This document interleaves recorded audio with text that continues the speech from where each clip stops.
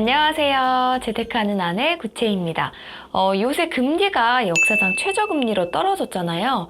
코로나 이후에 전 세계적으로 금리를 낮추고 있고 한국은행에서도 기준금리를 0.75%까지 낮춘 상황이라서 시중은행들 대출금리도 뚝 떨어진 상황입니다. 기존에 대출이 있는 분들은 아마 지금 대출을 갈아타야 할 때가 아닌가 싶을 거예요. 저도 최근에 대출 갈아타기를 했습니다. 제가 기존 대출은 금리 3.55% 고정금리였는데요. 이번에 2% 초반대 변동금리로 갈아타기에 성공을 했습니다. 이 대출을 갈아타긴 했지만 다른 은행에서 새롭게 주택담보대출을 받은 거라서 대출을 처음 받는 분들도 오늘 영상 끝까지 보시면 도움이 되실 거예요. 대출 금리를 잘 받는 꿀팁도 함께 알려드릴게요. 가장 먼저 주거래은행이 정답은 아니다. 주거래은행이 있다고 해서 그곳이 가장 대출 금리가 잘 나오는 게 아니에요. 그러니까 모든 은행들이 기존 고객들에게는 큰 혜택을 주지 않아요. 오히려 신규 고객에게 더 신경을 쓰죠. 그러니까 한 번도 거래하지 않았던 은행이 대출 금리를 받을 땐 더 유리할 수 있습니다. 특히 신규 대출 영업이 적극적인 은행들이 있는데요. 이런 곳은 금리 차이가 이제 클 수밖에 없죠. 다만 은행을 바꾸면 몇 가지 부수거래 조건이 있어요. 급여 통장을 바꾼다거나 인터넷 뱅킹을 한다거나 때에 따라서 카드도 발급받아야 하고 조금 귀찮은 일들이 생기긴 해요. 그래도 주거래은행을 바꿀 정도로 매력적인 금리다. 그럼 고려를 해봐야 되겠죠. 아니야, 나는 기존 은행에서 대출을 받고 싶어. 그럼 타 은행에서 내가 받을 수 있는 가장 유리한 대출 금리를 먼저 파악하시고요. 그 뒤에 가셔도 늦지 않습니다. 그리고 은행원에게 꼭 이제 이런 말씀을 하세요. 내가 다른 은행에서 대출 상담을 받았는데 얼마까지 금리가 나왔었다. 그럼 기존에 제시했던 금리보다는 더 낮게 혹은 비슷하게 조정을 해 주실 거예요. 은행별 대출 금리는 어떻게 확인을 할까요? 가장 손쉬운 방법은 은행연합회에서 가장 낮은 대출 금리와 해당 은행을 확인하는 거예요. 물론 여기에 고시된 금리는 은행에서 제시하는 모든 우대 요건을 다 갖췄을 때를 기준으로 합니다. 은행연합회에 들어가면 금리 수수료 비교 공시라는 카테고리가 있어요. 그곳에서 대출금리 비교를 클릭을 하시고요. 그 안에서 가계대출금리를 한 번 더 클릭을 합니다. 이 코너에 들어가면 은행별 최저금리와 가상금리 수준을 한 번에 비교할 수 있습니다. 이런 의문이 들 수 있어요. 지금 한국은행 기준금리가 0.75%인데 왜 대출금리는 이보다 훨씬 높지? 거의 2%포인트 이상이 높지? 자, 기준금리가 1%라고 해서 대출을 받을 때도 똑같이 1%부터 시작되는 건 아니에요. 이 대출금리는 기준금리에 가상금리를 더해서 나옵니다. 이 가상금리는 개인의 신용도나 은행 내부의 고객 등급, 그리고 부수거래에 따라서 달라져요. 그리고 은행도 나에게 돈을 빌려주려면 어딘가에 돈을 빌려서 다시 그 돈을 고객들에게 빌려주는 거거든요. 그때 은행이 빌리는 비용도 여기에 포함이 돼요. 그래서 기준금리는 같아도 개인별로 또 은행별로 가상금리는 다르게 나올 수밖에 없습니다. 세 번째는 대출 상담사를 활용하는 거예요. 이 대출 상담사가 생소한 분들도 계실 텐데 금융권 대출 전문가라고 보시면 돼요. 그러니까 대출은 원래 은행의 고유 업무이긴 하지만 인력의 한계가 있다 보니까 대신해서 업무를 지원해줄 사람들을 고용을 합니다. 대출 상담사는 은행뿐 아니라 보험사, 카드사 등등 전 금융사의 대출을 전부 취급을 하는데요. 그럼 대출 상담사는 어디에서 만날 수 있나요? 네이버 다음만 검색해도 이분들 블로그가 정말 많이 나오고요. 보통은 재테크 카페에서 대출금리 문의글을 올리면 대출 상담사들이 댓글을 남기거나 쪽지를 보내주세요. 오늘자 기준으로 은행들 대출 최저금리를 쫙 읊어줍니다. 그 중에서 가장 낮은 금리를 제시한 은행을 골라서 대출 상담사에게 진행해달라고 요청을 하셔도 돼요. 이때 따로 들어가는 수수료는 없습니다.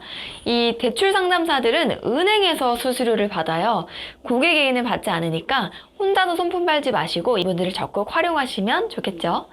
자, 네 번째는 발품 팔기. 아무리 은행연합회에 최저금리가 있고 대출 상담사를 낀다고 해도 은행에서 직접 상담을 받아봐야 나에게 정확한 금리가 나옵니다. 그러니까 기존에 손품 팔면서 체크해 놓은 그 금리 낮은 은행들 두세 군데 있잖아요. 그것들을 둘러보면서 또는 얼마나 나오는지, 우대금리를 받으려면 어떤 부수 거래를 해야 하는지 이런 궁금한 것들을 물어보는 거죠. 만약 대기업에 다니거나 뭐 공무원 또는 공기업에 다니는 분들은 그 회사와 제휴를 맺은 은행이 있을 거예요. 그런 은행들을 필수로 꼭 들려서 우대금리를 비교해 보세요. 다섯 번째, 중도상환 수수료는 3년이 관건이다. 이 대출 갈아타기를 할 때 중도상환 수수료를 무시할 수 없어요. 이 중도상환 수수료가 뭐냐면 당초 계약한 기간만큼 돈을 갚지 않고 중간에 상환해버리면 은행 입장에선 손해잖아요. 그만큼 이자를 못 받으니까. 그래서 중도에 갚으면 수수료를 받아요. 보통은 대출 원금의 10%는 매년 수수료 없이 갚을 수 있고요. 대출받은 지 3년이 지났다. 남은 금액에 관계없이 중도상환 수수료가 없어요. 그래서 대출 갈아타기를 할 때 3년이 넘었는지가 중요해요. 내가 대출받은 지 3년이 넘었다. 그럼 마음 편하게 바로 갈아타시면 되고요. 나는 1, 2년밖에 안 됐는데 그럼 남은 대출 원금에 대해서 내가 부담해야 할 뭐 중도상환 수수료와 말소 비용이 있을 거예요. 이 비용이랑 다른 은행으로 대출을 갈아탔을 때 아낄 수 있는 이자 금액이랑 비교를 해보는 거죠. 그래도 갈아타는 게 유리하다. 그럼 갈아타시고요.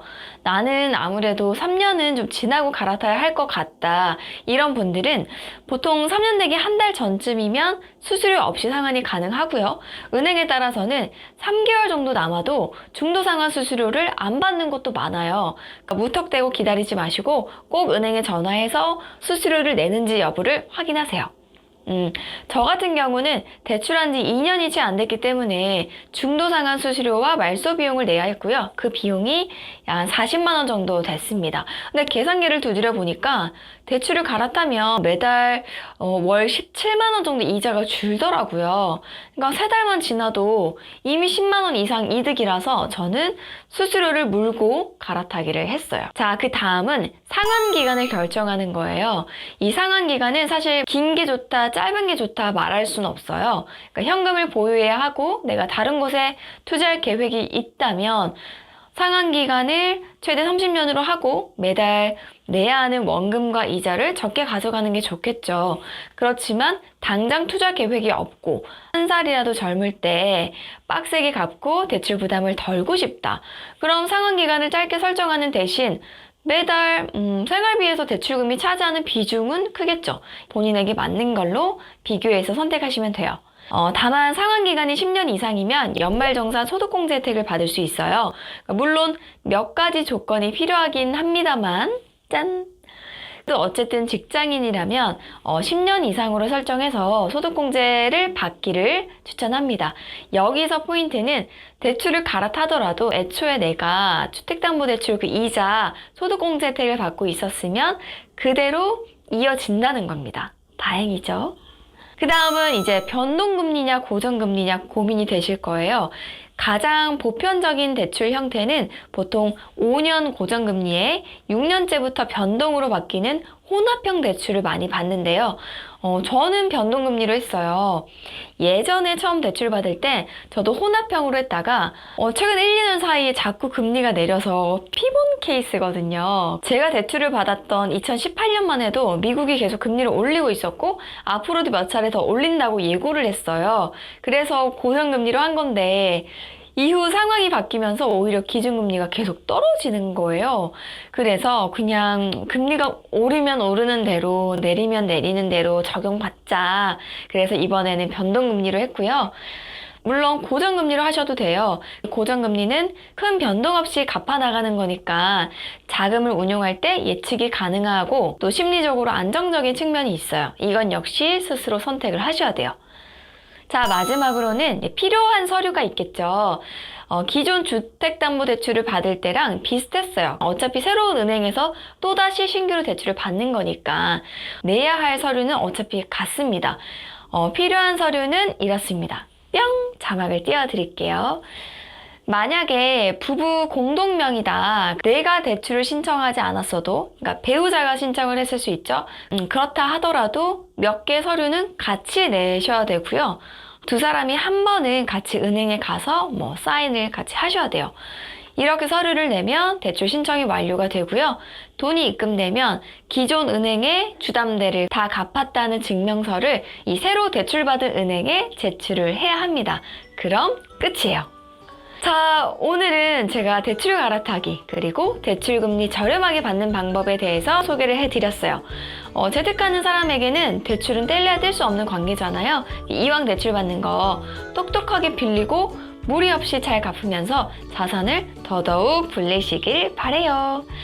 오늘 영상이 도움이 되셨다면 좋아요와 구독 부탁드리고요. 저는 다음 영상에서 또 만나요. 모두들 부자 되세요. 안녕.